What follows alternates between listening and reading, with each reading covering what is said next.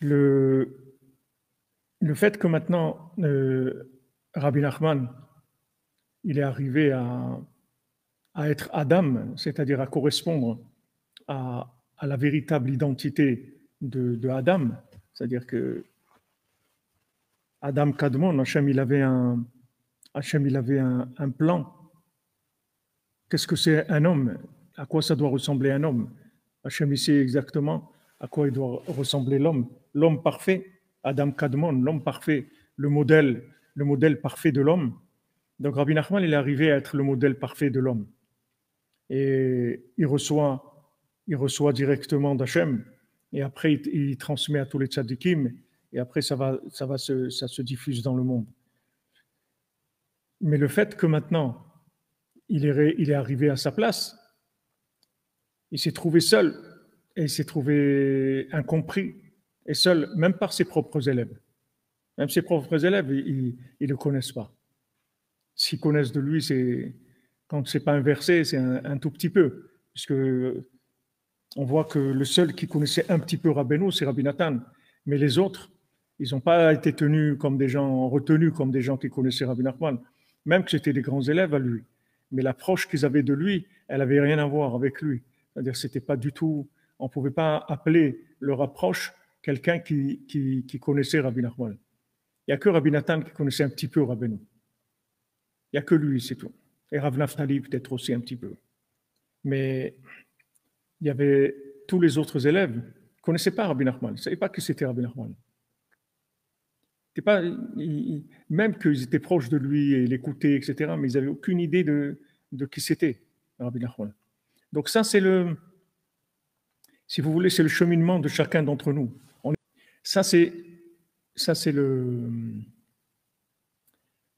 vous voulez, c'est le cheminement de chacun et chacune d'entre nous. Chacun et chacune d'entre nous, quand on commence notre vie, alors on est dans un standard. À l'école, on est dans un standard. À l'adolescence, commence un éveil de l'identité de la personne, ce malaise que le fils du roi ressent. En général, ça se ressent à l'adolescence. Ça peut arriver avant, mais en général, c'est à l'adolescence. Et des fois, il y a des crises d'adolescence, il y a un refus de grandir, c'est-à-dire il y a un refus de devenir soi-même. Parce que quand on va devenir soi-même, alors on va commencer à être seul. On va commencer à être seul. Parce que jusqu'à l'adolescence, on est mélangé. On est mélangé dans la masse, on est là, dans le standard. Mais quand on va avancer et commencer à être nous-mêmes, automatiquement, on va se sentir seul. Comme c'est écrit Echadaya Abraham. Echadaya Abraham. Pourquoi Hachem lui a dit Lech Lecha, va vers toi. Echadaya Abraham, Rabbeinu dit que Abraham Avinu, il était seul. Il était seul, il était unique et il était seul. Ça va ensemble. Ça va ensemble. Comme la Megillah Techa, elle dit pour le Ham Israël, Am Yoshev Badad, c'est un peuple qui est isolé. C'est pas un peuple qui est mélangé avec les autres. Il est isolé. Parce que quand vous allez progresser dans votre vie, quand vous allez vous progresser vers vous, pas progresser dans l'exploitation du monde, mais progresser vers votre identité à vous, automatiquement, vous allez commencer à être de plus en plus seul et de plus en plus incompris aussi. C'est normal. C'est la conséquence d'assumer son identité. Donc, plus vous allez avancer vers vous-même, et plus vous allez être seul, et plus vous allez avoir des opposants aussi. C'est pas ce qu'on nous demande d'être, qu'on nous demande d'être ou on ne nous demande pas d'être. On doit avancer, c'est tout. On doit avancer. Et quand on avance, automatiquement, on commence à sortir du commun. Et on voit de là la clipa de Amalek, que c'était le communisme. Le communisme, c'est la clipa d'Amalek, c'est la plus grande clipa qu'il y a eu dans le monde, comme il l'a dit avant Nachman.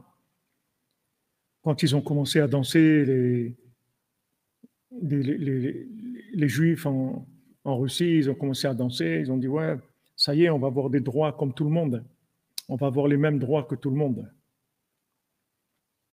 Ils sont sortis danser avec des Sefer Torah et tout. Voilà, ça y est, enfin, on va être considérés comme des citoyens, comme tout le monde. Et ils ne se rendaient pas compte que d'être considérés comme tout le monde, c'est la pire des choses qui peut arriver à quelqu'un. Alors que même avant, s'ils étaient attaqués, s'ils n'avaient pas le droit d'avoir des professions libérales, s'ils n'avaient pas accès à certaines choses, etc., c'est beaucoup mieux parce que ça permettait déjà, à la base, officiellement, par l'État, de se distinguer déjà, d'être déjà à part. C'est déjà énorme. Après, ça facilite beaucoup plus la recherche. Eux, ils ont cru que maintenant, le communisme, il allait leur permettre d'être des citoyens, d'être des gens comme tout le monde. Et Ravan Nachman, quand il a vu les gens danser, il leur a dit, ils ne savent pas que ça, c'est Klippat Amalek, c'est la plus grande Klippa qu'il y a jamais eu, et c'est que Mashiach qui va enlever cette Klippa-là. Cette Klippa, elle est avec nous, elle est encore là.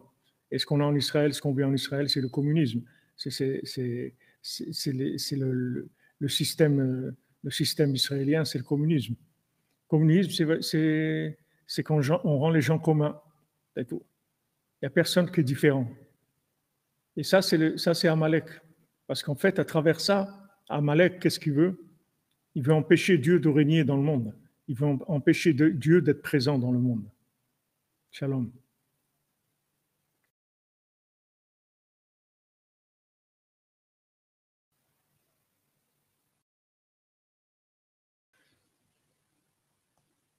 Quand maintenant vous avez votre particularité elle-même, c'est la révélation d'Hachem. Le fait que maintenant vous voyez tellement de gens qui apparemment se ressemblent et que vous voyez qu'ils sont complètement différents les uns des autres, ça c'est la grandeur d'Hachem. Ça manifeste la grandeur d'Hachem. Donc Amalek, en créant le communisme, en fait, c'est le communisme, c'est le nouvel ordre, c'est le système du nouvel ordre, c'est-à-dire de vouloir lutter contre le pouvoir d'Hachem dans le monde et vouloir isoler l'homme d'Hachem, que l'homme il ne reconnaisse pas Hachem et que Hachem ne soit pas reconnu dans le monde justement parce que du moment où les hommes ils vont pas être eux-mêmes, alors Hachem on va pas le voir parce que les gens ils vont être complètement vidés de leur particularité. Et toute la grandeur d'Hachem, elle est liée à la particularité des gens. Toute la grandeur d'Hachem, l'infini, c'est de voir tellement d'individus qui sont différents les uns des autres et qui arrivent à être béchalom, et qui arrivent à communiquer, à échanger entre eux. C'est ça la grandeur d'Hachem. Donc le maintien des gens dans un standard, d'en faire des robots, des standards, c'est la clipa de Amalek. Et donc le communisme, ça a été la venue dans le monde de cette clipa-là. Et ça, Rav Ben Nachman dit, c'est la plus grande clipa qu'il y ait jamais eu dans le monde. Et cette clipa, il a dit, il n'y a que Mashiach qui va terminer avec ça. D'essayer de rendre les gens communs, pareils. Égalité, fraternité, toutes ces libertés, égalité, fraternité, toutes ces théories-là, c'est des théories du communisme, c'est des théories de Amalek. Il n'y a personne qui est comme une autre personne. Seulement, la société, elle essaye de faire peur, toujours de faire peur aux gens qui ne se distinguent pas de la masse, qui ne sortent pas de la masse. C'est dangereux. C'est dangereux, c'est-à-dire que quand quelqu'un commence à montrer sa particularité, c'est dangereux. C'est dangereux parce qu'il ne peut plus être un esclave. On pouvait rendre les gens esclaves quand ils ignorent leur particularité. Mais quand les gens ils se sentent spéciaux, que chacun il a sa sensibilité, il a sa sagesse, il a sa façon de vivre les choses, vous ne pouvez plus le rendre esclave, parce qu'il est libre. Justement, il va devenir libre, parce qu'il va prendre conscience qu'il est unique. Donc, tout ce qu'on voit dans l'évolution du fils du roi, qu'au début, il a un malaise, après ce malaise, ça devient de la révolte, parce que il ne comprend pas pourquoi on s'oppose à lui, pourquoi il est persécuté. Parce qu'il ne sait pas que la persécution, elle est liée avec la particularité de la personne. Que s'il n'était pas particulier, il n'aurait pas été persécuté. que justement, la persécution, elle vient du fait qu'il est particulier. Et cette particularité-là, elle est refusée par le monde. Donc, ils vont s'opposer à lui. Alors, au début, il est très révolté, il est en colère. Bon, alors il tombe dans des bêtises et de la consommation, etc. Après, il se reprend en, en voyant qu'en fait, il y a un plan d'Hachem dans tout ça. Il se dit, c'est trop, c'est trop compliqué, il doit y avoir un plan d'Hachem. C'est quelque chose de trop élaboré. Donc, au début, il est, il est révolté, il n'accepte pas ces persécutions. Et après, il se rend compte qu'il y a un plan divin derrière tout ça. Il y a un plan divin. Et quand il accepte que c'est un plan divin, alors on commence à s'occuper de lui en tant qu'individu particulier et il déclenche la providence divine, l'intervention divine. Puisque maintenant, l'unicité de chacun, la particularité de chacun, c'est ce qui va permettre de révéler Dieu dans le monde. Toutes les facettes des individus, c'est ça qui révèle Dieu dans le monde.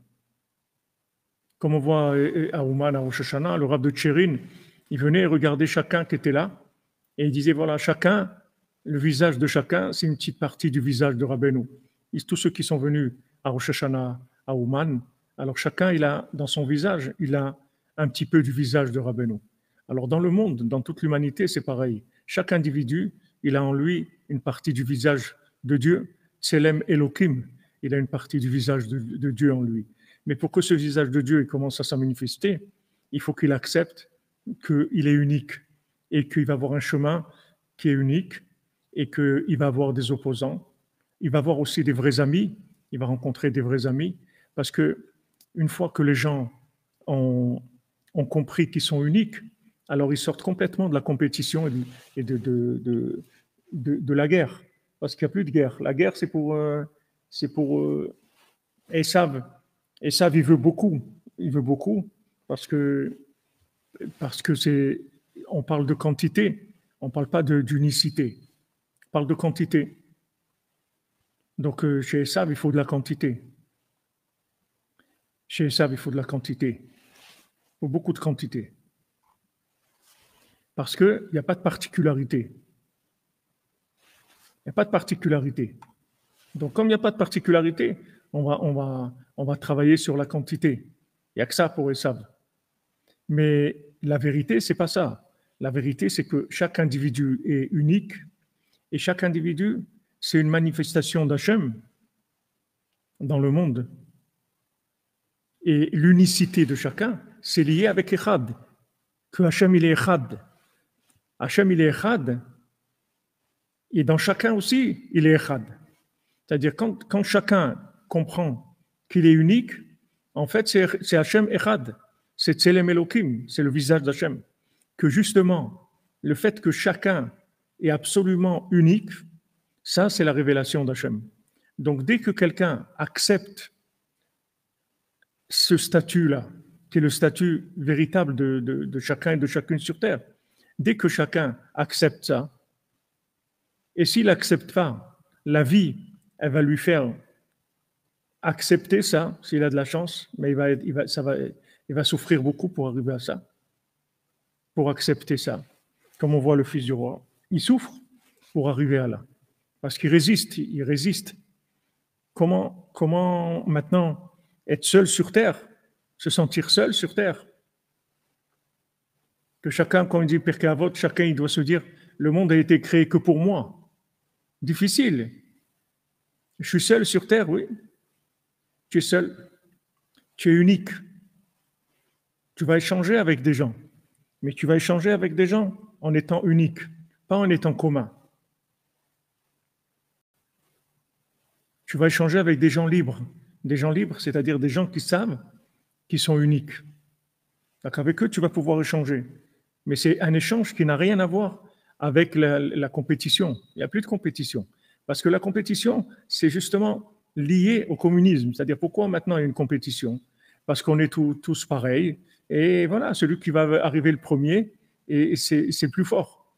Mais si tu sais qu'il n'y a personne qui est comme l'autre, il n'y a plus de compétition. Donc il n'y a personne qui doit arriver le premier, puisqu'il est déjà le premier, puisqu'il est Echad. Il est premier, il est unique.